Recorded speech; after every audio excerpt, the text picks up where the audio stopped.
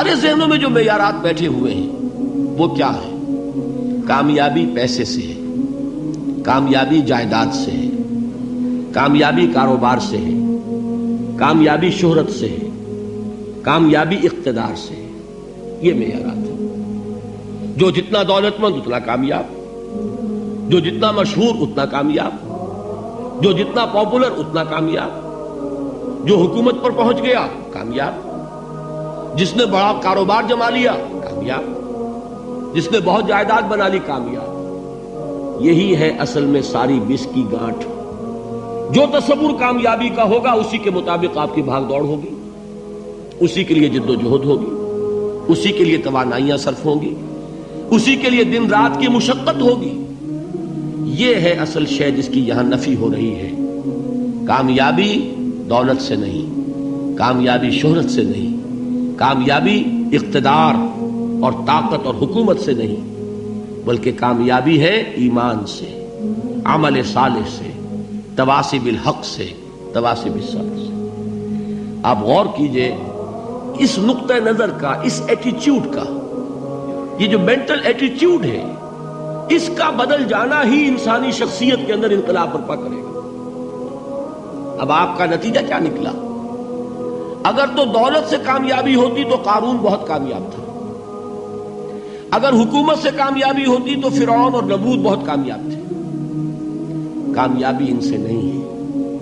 کامیابی انسان دولت میں قارون کی دولت تک پہنچ جائے اور دنیا میں دبدبہ اور اقتدار اور سلطنت اور حکومت کے اعتبار سے وہ نمرود اور فرعون کا مقام حاصل کر لے، وہ ناکام ہے، خائب ہے، خاسر ہے، برباد ہے۔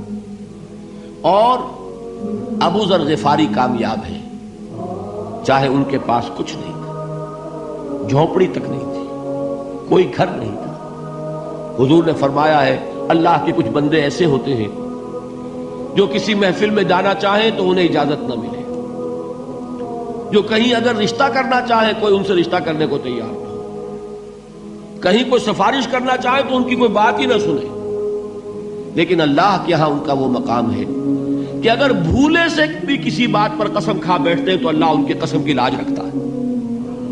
یہ ہے فرق، یہ جان لیجیے اچھی طرح۔ اس بات کا مان لینا آسان، اس پر سبحان اللہ کہنا آسان، لیکن اس کے مطابق آپ کے اپنے ذہن کا بدل جانا بہت مشکل، اس لیے کہ ہم متاثر ہوتے ہیں اپنے ماحول سے۔ وہ بڑا محل ہے، دیکھ کر ایک دفعہ جھجری آتی ہے، وہ بڑی سی 20 فٹ لمبی کار سناٹے کے ساتھ آپ کے پاس سے گزر گئی۔ ایک دفعہ اعصاب کے اندر ارتعاش ہوتا ہے، محسوس ہوتا ہے بڑے یہ نصیبے والے لوگ ہیں، بڑے خوش نصیب، بڑے کامیاب، حالانکہ کچھ معلوم نہیں کہ یہی سب سے بڑی بد نصیبی ہو سکتا ہے کہ یہی سب سے بڑی ناکامی ہو۔ اگر ذہنوں میں یہ بات بیٹھ جائے کامیابی کس شے سے، یہی وجہ دیکھیے قرآن مجید میں بارہا آپ دیکھیں اولئک ھم المفلحون، یہ ہے لوگ کامیاب ہونے والے۔ آج یہ آپ نے نماز میں وہ آیات سنی، یا ایھا الذین آمنوا ارکعوا واسجدوا واعبدوا ربکم وافعلوا الخیر لعلکم تفلحون۔ اے ایمان والو، رکوع کرو، سجدہ کرو، اپنے رب کی پرستش اور بندگی کرو اور اچھے کام کرو تاکہ تم کامیاب ہو جاؤ۔ تو کامیابی کن چیزوں سے ہے؟ یہ ہے سب سے بڑا سبق۔ یہ ہمارے دل میں اگر بات بیٹھ جائے، ٹھک جائے، تو زندگی بدل جائے گی، صبح و شام بدل جائیں گے، نقشے بدل جائیں گے، بھاگ دوڑ کا رنگ بدل جائے گا، ویلیو سٹرکچر بدل جائے گا۔ آج وہ ایک چیز نہایت اہم نظر آ رہی ہے، کل نہایت غیر اہم نظر آئے گی۔ جیسے کہ حضور کی حدیث ہے مالی ولد دنیا، مجھے تمہاری اس دنیا سے کیا سروکار ہے؟ انما مثلی کراکب استظل تحت شجرۃ ثم راح فترکها، میری مثال تو اس سوار کی سی ہے جو تھوڑی دیر کے لیے ایک درخت کے سائے میں ٹھہرتا ہے سستانے کے لیے، پھر وہ اپنا راستہ لیتا ہے۔ اسے اس درخت سے مستقل تعلق اس کا نہیں ہے، وہ اس کا گھر نہیں، وہ اس کی منزل نہیں۔ اسی طرح یہ دنیا میرا گھر نہیں ہے۔ اب دیکھیے ہم کہتے ہیں انا للہ و انا الیہ راجعون، ہم تو مسافر ہیں، ہم اللہ کے پاس سے آئے، اللہ کی طرف ہمیں لوٹ جانا ہے۔ کن فی الدنیا کانک غریب و عابر سبیل، حضور فرماتے ہیں دنیا میں ایسے رہو جیسے کہ تم اجنبی ہو یا راہ چلتے مسافر۔ لیکن یہ طرز عمل کب ہوگا؟ جبکہ یہ آیت ہمارے ذہنوں کے اندر بیٹھ گئی ہو، والعصر ان الانسان لفی خسر الا الذین آمنوا وعملوا الصالحات وتواصوا بالحق وتواصوا بالصبر۔ یہ ہے اصل بات جو میں نے عرض کیا تھا کہ میں بتاؤں گا صحابہ کیوں ایک دوسرے کو یاد دلاتے تھے۔ اس لیے کہ دیکھیے جیسے برف باری اگر ہو رہی ہو، آپ باہر نکلیں گے تو برف آپ کے کپڑوں پر جم جاتی ہے نا، تو آپ جھٹکتے ہیں کپڑوں کو تاکہ برف ہٹ جائے۔ ہمارے ایمان پر اس دنیا میں رہتے ہوئے جب ہم متاثر ہوتے ہیں ماحول سے تو گردہ آ جاتا ہے، برف پڑ جاتی ہے، اس کو جھٹکتے رہنے کی ضرورت ہے۔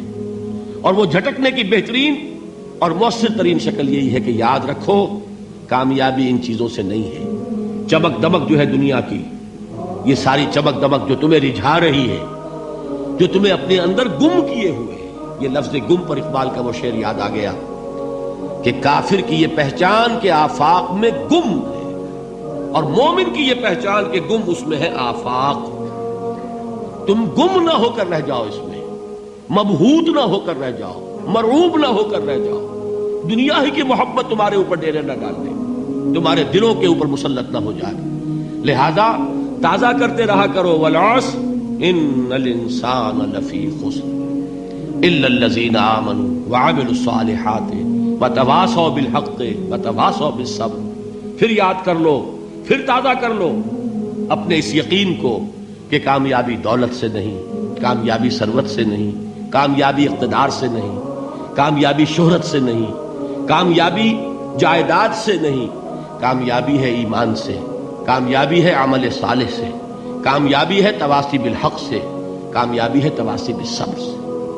یہ چار چیزیں ہیں کہ جو کامیابی کے لوازم